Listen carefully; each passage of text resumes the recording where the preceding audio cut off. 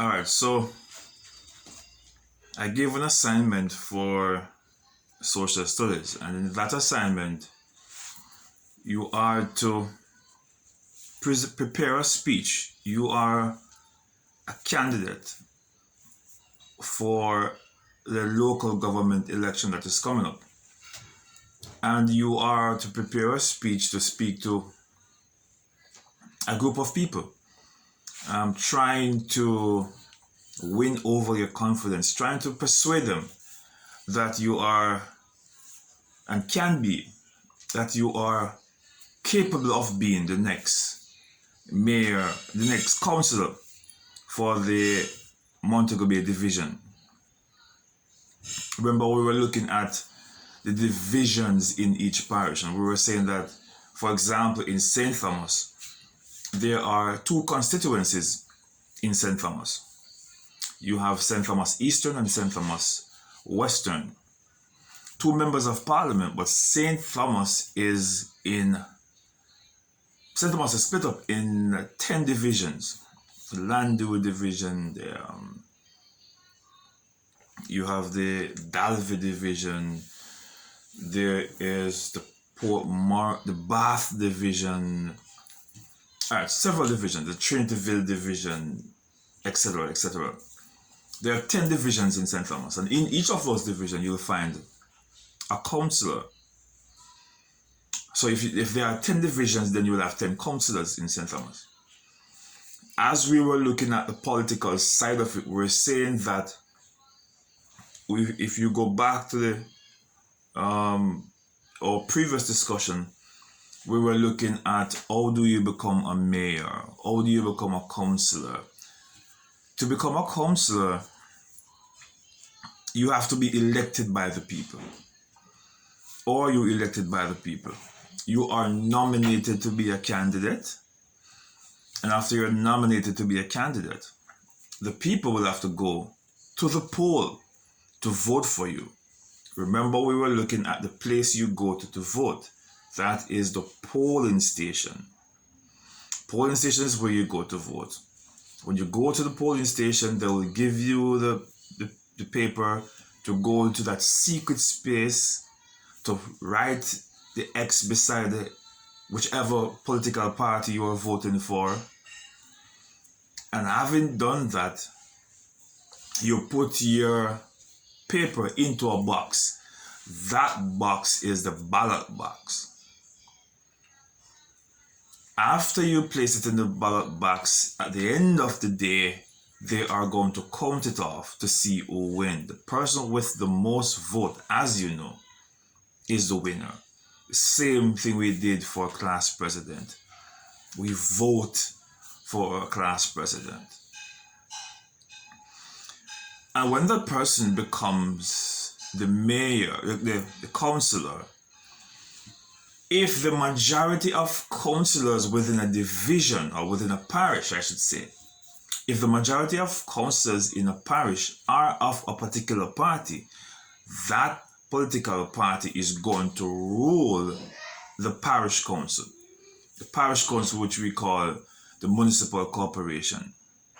Parish council, municipal corporation, same thing. Municipal corporation is the new name we're using now. So if you hear municipal corporation or parish council, if you see it on the test or on the exam, same thing. So you are now the councillor and you have your responsibility. Remember, we also looked at the fact that each councillor is given responsibility to chair a committee. And there are several committees. You have the finance committee, you have the I can't remember all of them now, but we went through them in our notes. The different committees that the councillors are responsible for. Those committees help to each of those committees carry out a specific function at the parish council. So we look at some of the responsibilities of the parish council. And we're saying that the parish council responsibility is to clean the streets, to parish court's responsibility is to fix up the parks that we have. The parish court's responsibility is to ensure that there is access to water in each community. There's street light. The cemeteries are cleaned. The markets are cleaned and maintained. It's parish court's responsibility. So there are a number of responsibilities that the parish council carry out. But each of the committees within the parish council is headed by a councillor. We also looked at how you become the mayor. The political party with the most vote, or the political party which has won the most division, get the chance not only to rule the parish council but also to select the mayor for that particular corporation. So the mayor is also a councillor. Remember, we look at that. So if you see that in an exam asking you if the mayor is also a councillor, then the answer is going to be yes. The mayor is also a councillor. You have to be a councillor first before you can become a mayor. So I want you to read over those notes, go back through those notes, to refresh your memory on the information we covered. Right? So that piece of homework should not give you much trouble, because you are able then to piece together all that information we have been covering for the past couple of weeks. And the parish council is headed by the mayor. He's the one who sits at the head, and all the other persons underneath him carry out their various functions and their various responsibilities. Now, that is local government. We also look at the fact that the members of parliament carry out bigger responsibilities. Their responsibilities has to do with more national things than the mayor. So we could say the members of parliament have a lot more responsibilities. You have to also be a member of parliament before you can become a minister. Remember, we also look at the various ministers we have, and those ministers are members of the cabinet. The cabinet comprises of both ministers the prime minister has around him on his team. The Minister of Health, Dr. Christopher Tufton. The Minister of Tourism, Edmund Bartlett. The Minister of Security, Dr. Horace Chang. The Minister of Education, Mrs. Fayville Williams. The Minister of Agriculture, I think it's Audie Shaw, the Minister of Agriculture. The Minister of Justice, Delroy Chutt. And remember, I also mentioned to you that we put the title honorable go in front of the ministers. The Honorable Fayville Williams as the Minister of Education. The Honorable Michael Andrew Onus as the Prime Minister of Jamaica. You would not use the title honorable for the opposition. So we would not say the Honorable Mark Golding. We will say Mr. Mark Golding. Right? You only get the title when you are a minister. So we look at the members of the cabinet, and those members, the cabinet and the Prime Minister and his cabinet, are a part of the executive function of government. Remember, we look at three different forms of government, two different types of government, or the three different branches of government we have in Jamaica: the executive, the legislative, and the judiciary. And when we speak of the legislative, we're talking about the Senate, which put the bills together, help to create laws within our country. The Senate go with the debate. The Senate, which is also called the upper house, is where the laws are created. And then the judiciary, which would be the courts, the justice system, they carry out the laws that were created.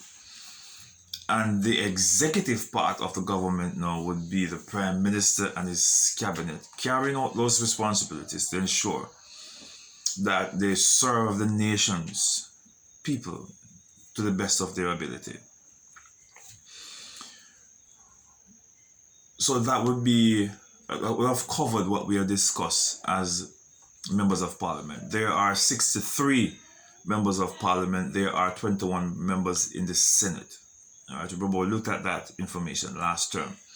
But this term, we're focusing on, in Unit 6, we're focusing on the parish council, on how it functions and its responsibility to our community. All right. So what I want to leave you with, though, is that we have the perception that politics is dirty, it's cruel, it's nasty. When we speak of politics, what is politics?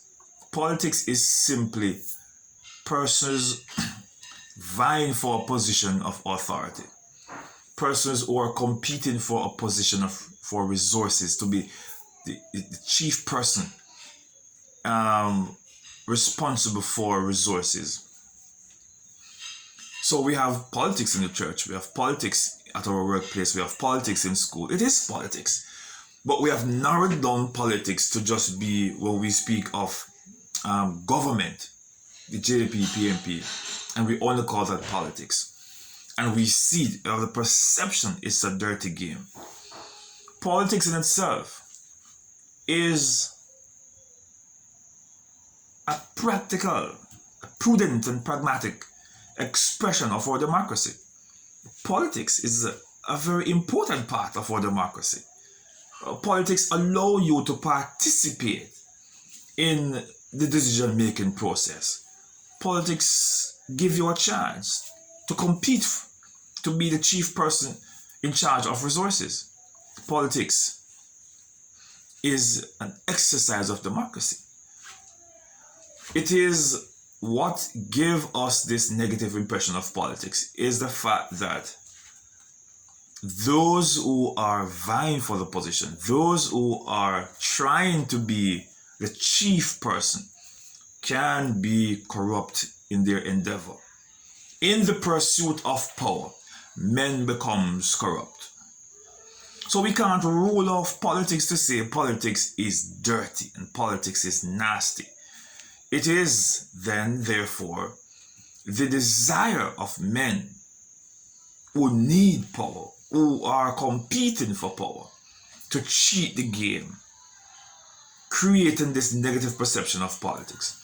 Politics is not something that you should have to turn up your nose on and see as this dirty thing and this bad thing you want to detain yourself from, you want to refrain from.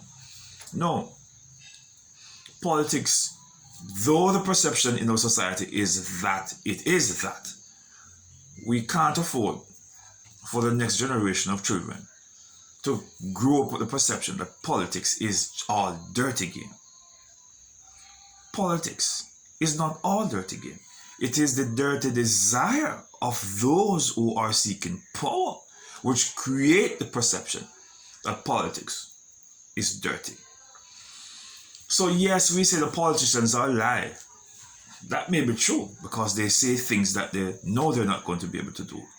The politician comes to you and he says that I'm going to fix this road infrastructure. I'm going to ensure that telecommunication is up. We're going to ensure that the road network is good. We're going to ensure that waters are in the pipe. We are going to ensure that children have transportation to go to school. We're going to ensure that the necessary resources are in schools and the community is safe. That is something that you desire. Unfortunately, there are politicians who say these things and they know that they're not going to do it. But they still remain politicians out there who are trying their very best to make this become a reality. It is not all politicians who say something and do not do it. So we can't create this blanket statement to blast all politicians to say they are crooked, they're wicked, they're criminals, they're liars, they're thieves. We can't do that. We run the risk of we run the risk then of damaging the character of those who are trying to do good. Because persons now have the perception that even though you intend to do good and even though you are trying to do good, the perception was created that you are a liar, you are a thief, You are wicked. You mix up with criminality. You are in bed with evil. You are the devil himself. So we can't afford for that perception to be the only way that people see politics. Politics should not be viewed in that way. You can't make a blanket statement to say all politicians are liars and thieves. So when you look at the local government, and when you look at their responsibility, when you look at the members of parliament, you look at their responsibility, you see that if they carry out their responsibility the way they ought to, then Jamaica can be a wonderful place.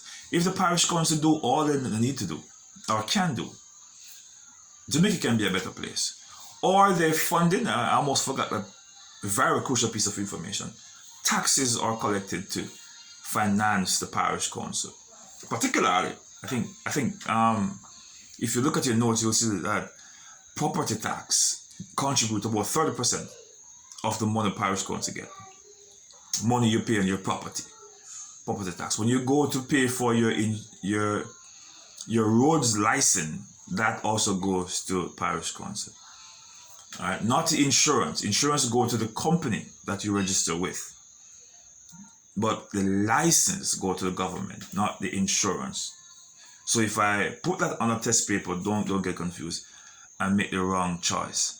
All right, the government does not get any money from your those companies that are registered as brokers for insurance, they are going to pay their taxes. Yes, the government get a part of it, but the license is what you pay to the government. The insurance is what you pay to the broker through whom you are insuring your motor vehicle with. All right.